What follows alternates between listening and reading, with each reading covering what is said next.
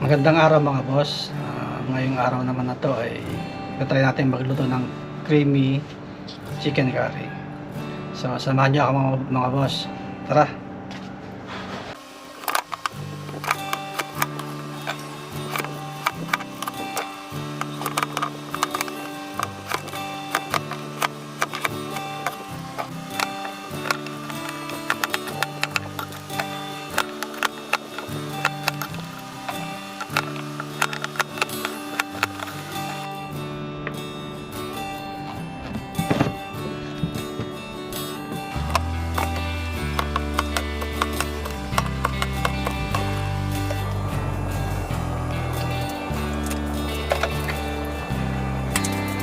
I-fry lang natin mga boss yung patatas.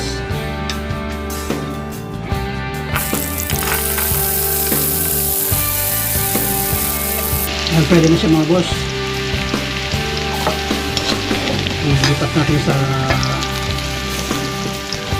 bowl.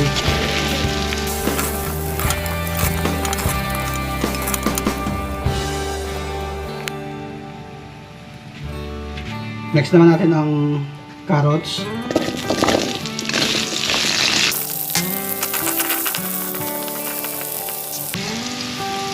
Yan mga boss, pwede na. Lipat lang ulit natin sa lagayan.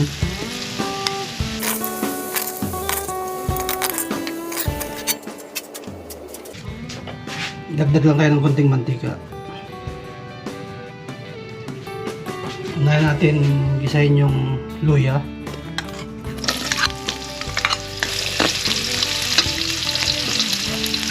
Mga boss, mas inuuna kong ginigisa yung luya kasi mas gusto ko na yung amoy na amoy yung luya para matanggal yung langsa ng manok.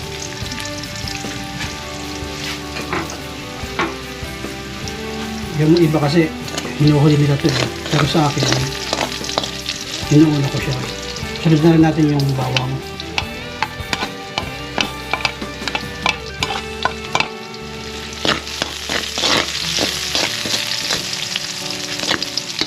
Tignan natin mag golden brown.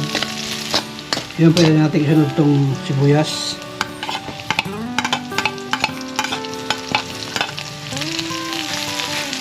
Ilagay natin yung chicken.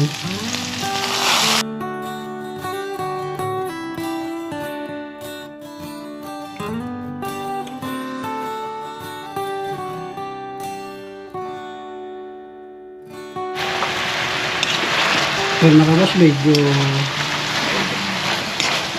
okay na, sangkot na natin.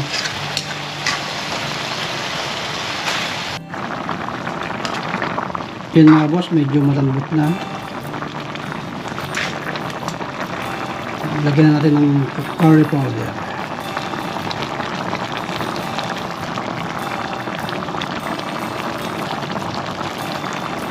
Ilagay natin mga boss para manood sa loob yung lasa ng curry powder.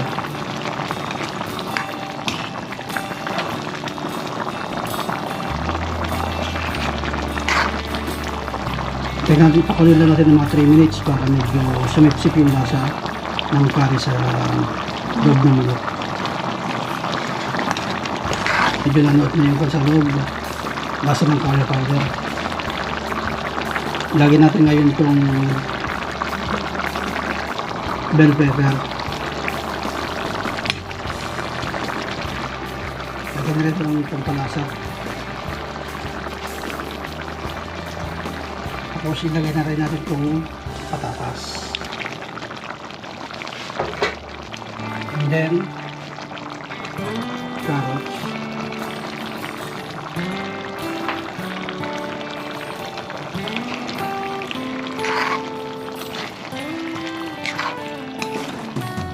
Tapos mga malapit na.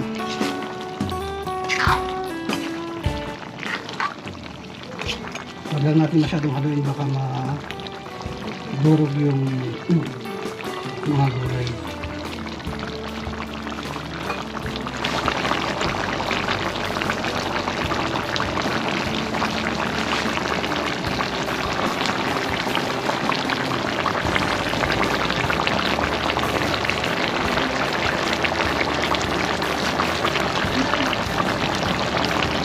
Yun.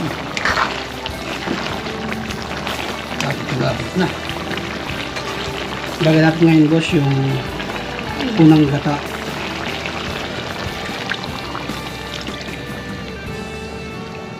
Wow! Kakatakam. Nagugutom na ako mga boss.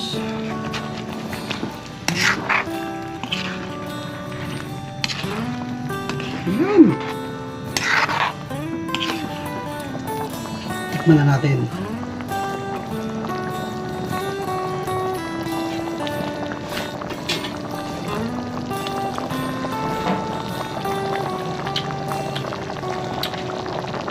Kulang ng kasing asin mga boss. Dagdagan lang natin.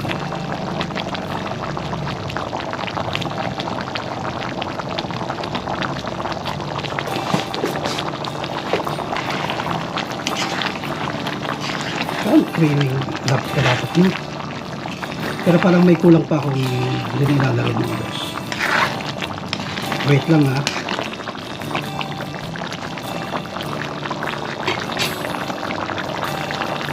Ito mga boss yung sinasabi ko. Hindi ito gata. Ito yung evaporated milk.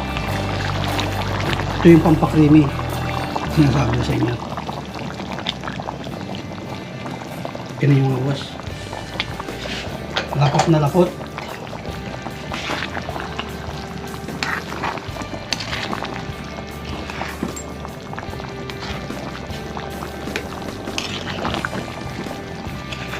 Wow. Ang creamy mga boss. Sigurado na naman ito ang isang kalderong kanin.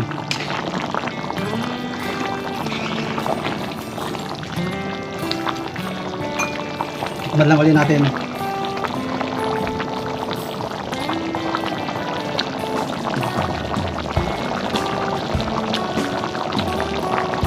Wow! Yung creamy. Talagang creamy mga boss. Dun sa gata ng yun, creamy na siya. Tapos dinagdagan pa natin ng evap milk. Di mas lalong naging creamy. Try nyo mga boss. Para ma-tikman nyo rin kung anong lasa talaga ng may evap. Yung mga boss, sunod ito alam nyo na. Kainan na, di ba?